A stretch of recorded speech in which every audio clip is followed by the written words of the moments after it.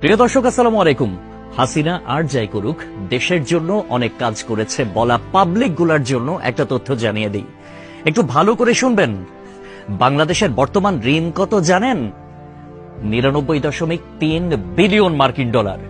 I repeat, 99.3 billion মার্কিন dollar. আর গত বছরে পাচার হয়েছে কত জানেন? 94 বিলিয়ন মার্কিন ডলার। হিসাব করে দেখলাম, তিনি যেই টাকা পাচার করেছেন সেই টাকা দিয়ে মাত্র 697টা মেট্রো রেল, 397টা স্যাটেলাইট আর 36টা পদ্মা সেতু বানানো যেত। একটা 1000 টাকার নোটের ডাইমেনশন কি, সেটা নিয়ে না হয় অন্য এক সময় আলাপ করা যাবে। ধরুন 11 লক্ষ কোটি টাকা 1000 টাকার নোট দিয়ে একটার উপর একটা রাখলে এর উচ্চতা কত হবে জানেন? 750.5 কিলোমিটার। বাংলাদেশের সর্বোচ্চ উচ্চতার পাহাড়ের উচ্চতা কত? 1063 মিটার। এক লেয়ারে সাজালে এই টাকা জায়গা করে নেয় কত? 124.76 বর্গ কিলোমিটার। আর ঢাকার সাইজ মাত্র 306 বর্গ কিলোমিটার, চট্টগ্রাম 155 বর্গ কিলোমিটার।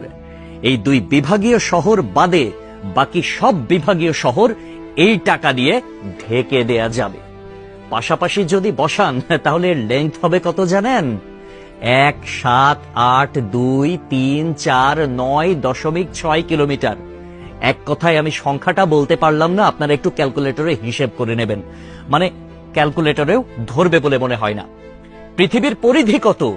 40,000 কিলোমিটার।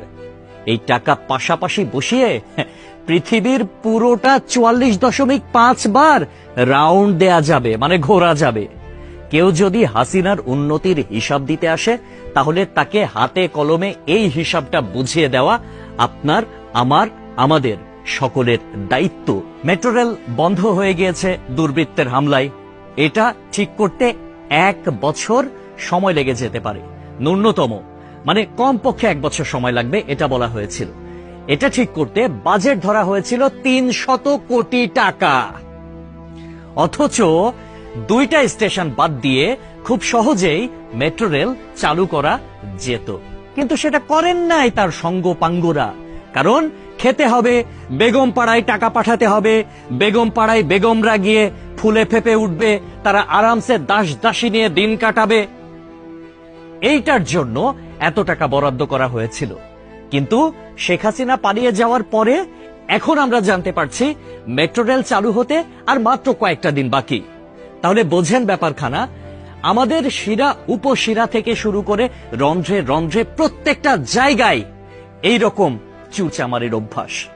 মানে দেশে উন্নয়ন হবে, উন্নয়নের আগে কে কয় টাকা ভাগ করে খাবে, এইটাই হচ্ছে তাদের টেন্ডেন্সি, এইটাই হচ্ছে তাদের মানসিকতা। পদ্মা সেতু হয়েছে কত টাকায় আপনারা সবাই ভালো করে জানেন। মেট্রো রেল হয়েছে কত টাকায় আপনারা সবাই জানেন। এলিভেটেড এক্সপ্রেস ওয়ের হিসাবটাও একটু গুগল করলে জানতে পারবেন। অথচ অন্যান্য দেশে এটার অর্ধেকও খরচ হয় না। তাহলে বাকি টাকা কই যায়? এক কথায় উত্তর, বেগম পাড়ায়।